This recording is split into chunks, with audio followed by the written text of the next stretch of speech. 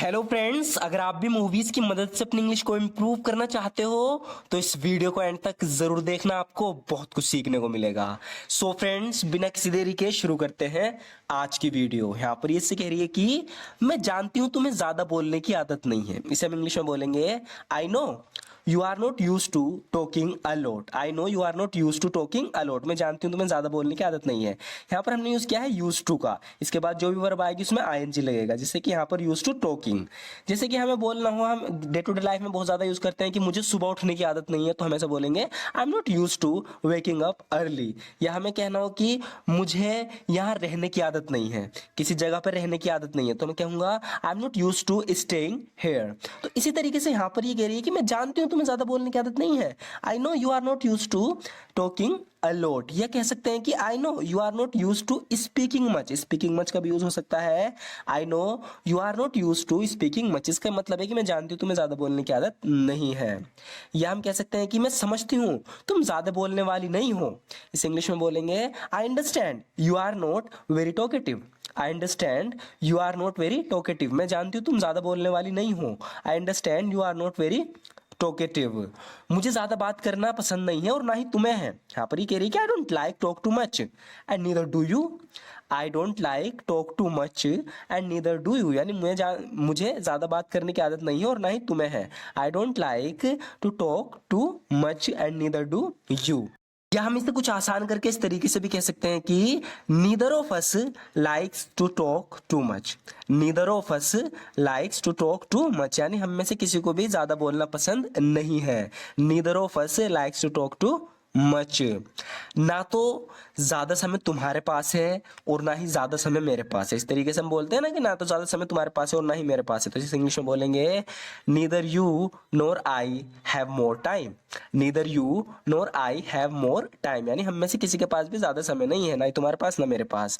Neither you nor I have more time, इसलिए चिंता मत करो, मैं तुम्हारा ज्यादा समय नहीं लूंगी। आगे कह रही है कि सो डोंट वरी, इसलिए चिंता मत करो। I won't take up too much of your time. तो जब भी हम कहते हैं कि मैं तुम्हारा ज्यादा समय नहीं लूंगा या नहीं लूंगी, तो इसके लिए हम टेक अप का यूज करते हैं। I won't take up too much of your time. कह रही है कि सो डोंट वरी, इसलिए चिंता मत करो। I won't take up too much of your time, मैं तुम्हारा ज्यादा समय नहीं लूंगी।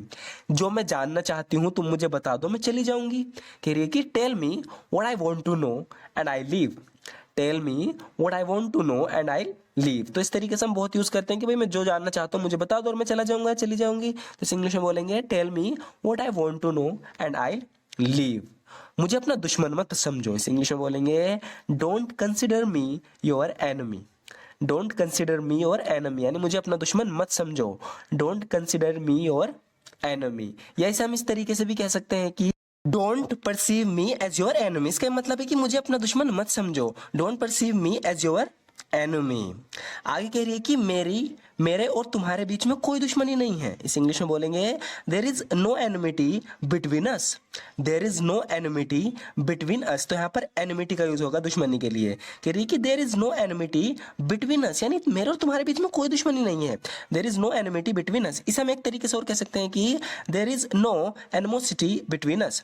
देर is no animosity between us, यानी हमारे बीच में कोई दुश्मनी नहीं है, तुम्हारे मेरे बीच में कोई दुश्मनी नहीं है। There is no animosity between us. एक ना एक दिन तो सच सबको पता चलना ही है। कह रही है कि सच मुझे बता दो एक ना एक दिन, तो वरना सबको पता ही चल जाएगा सच।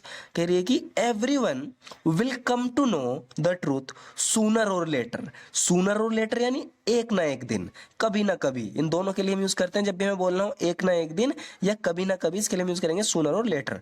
Everyone will come to know the truth sooner or later, यानी एक ना एक दिन तो सबको सच का पता चलना ही है, या एक ना एक दिन तो सबको सच का पता चल ही जाएगा। Everyone will come to know the truth sooner or later. मुझे सच बता दो, मैं तुम्हें कुछ नहीं होने दूंगी। कह रही कि tell me the truth I won't let, यहाँ पर लेट का यूज होगा। I won't let anything happen to you. Tell me the truth I won't let anything happen to you, यानी मुझे सच बता दो, मैं तुम्हें कुछ नहीं होने दूंगी। Tell me the truth I won't let anything happen to you.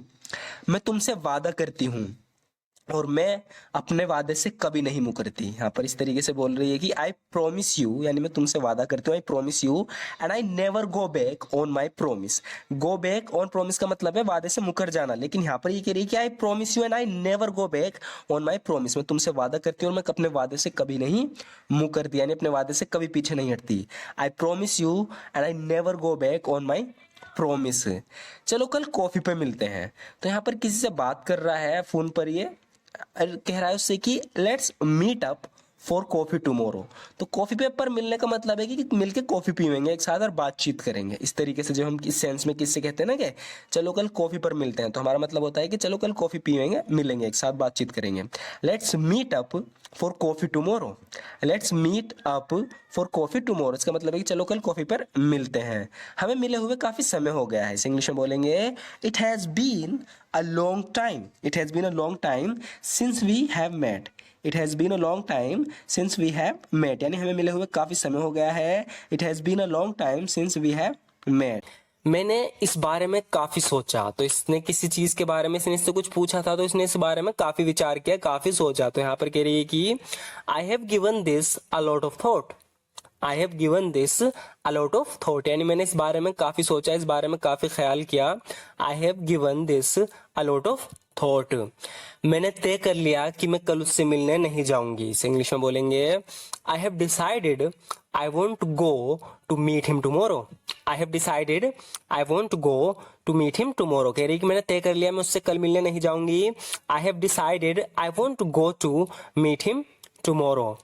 हमारे पास बैठकर बात करने का समय नहीं है। यहाँ पर इससे बैठने को कह रहे हैं, तो कह रहा है कि हमारे पास बैठ के बात करने का समय नहीं है। इस इंग्लिश में बोलेंगे we have got no time to sit and talk. We have got no time to sit and talk, यानी हमारे पास बैठकर बात करने का समय नहीं है। We have got no time to sit and talk. अगर तुम साथ में नहीं आना चाहते तो मत आओ। कह रहे हैं कि if you don't want to come along, if you don't want to come along, यानी अगर तुम साथ में नहीं आना चाहते, if you don't want to come along don't come, तो मत आओ। If you don't want to come along don't come, अगर तुम साथ में नहीं आना चाहते तो मत आओ। भरोसा रखो सब कुछ कंट्रोल में है। यहाँ पर भरोसा रखने का मतलब है, यहाँ पर ये कह रही है कि निश्चित रहो, निश्चित रहो सब कुछ कंट्रोल में है। भरोसा रखो सब कुछ कंट्रोल में है। तो जब भी हम इस तरीके से बोलते हैं निश्चित रहो या भरोसा रखो, तो हम कहेंगे rest assured everything is under control. Rest assured everything is under control, भरोसा रखो सब कुछ कंट्रोल में है। तुम्हें अंदाजा नहीं मैं तुम्हारे लिए कितनी चिंतित थी।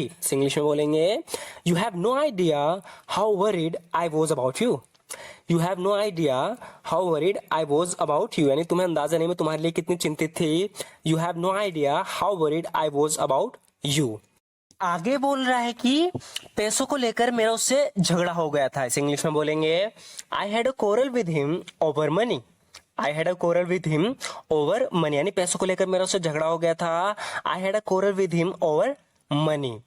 क्या खिलाड़ी खेल के लिए तैयार हैं? सो फ्रेंड्स, यहाँ पर कोई गेम है वो शुरू होने वाला है, तो यहाँ पर ये पूछ रहा है कि क्या खिलाड़ी खेल के लिए तैयार हैं। तो यहाँ पर तैयार के लिए हम एक फ्रेजल वर्ब का यूज करेंगे गियर अप का। तो इसकी इंग्लिश होगी are the players geared up for the game. Are the players geared up for the game, क्या खिलाड़ी खेल के लिए तैयार हैं। मुझे नहीं पता था कि तुम इतना अच्छा गा सकती हो। तो किसी ने गाना गाया है, इसे बहुत पसंद आया है, वो कह रहा है कि मुझे नहीं पता था तुम इतना अच्छा गा सकती हो। इसे इंग्लिश में बोलेंगे I didn't know you could sing so well. I didn't know you could sing so well, मुझे नहीं पता था तुम इतना अच्छा गा सकती हो। I didn't know you could sing so well.